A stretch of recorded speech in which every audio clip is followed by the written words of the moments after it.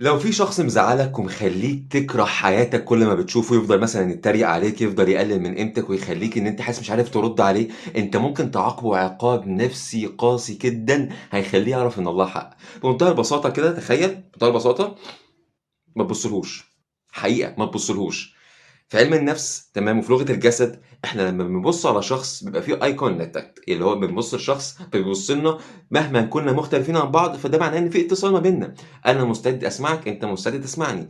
ولكن كون شخص قاعد في وسط مجموعة مثلا من صحاب وهو قاعد وسطهم، ببص لكل الصحاب وهو لا، ده بيخليه يحس احساس من الدونية صعب جدا وقاسي.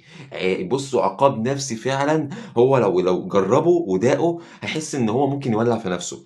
احساس قاسي جدا ان مفيش حد، ان هو الشخص ده ما فيش، يعني مش شايفه.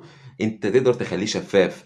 فانت لو في حد انت متضايق منه بيديك كلام جارح، انت مش عارف حتى ترد عليه، او عارف ترد عليه بس كل ما بترد عليه كل ما هو بطريقه ذكيه بيدخلك في مشاكل اكتر، بمنتهى البساطه ما تبصلهوش. وتعمد انك تكون بتتكلم مع كل الناس اللي موجوده حواليه وهو لا، تبص لكل الناس اللي حواليه وهو لا. حتى وهو بيكلمك امسك الموبايل وانك سامعه وبتاع، بص واحد صاحبك تاني وهو بيتكلم، اوعى تخلي عينك تيجي في عينه، وشوف ساعتها هو ازاي هيتربى.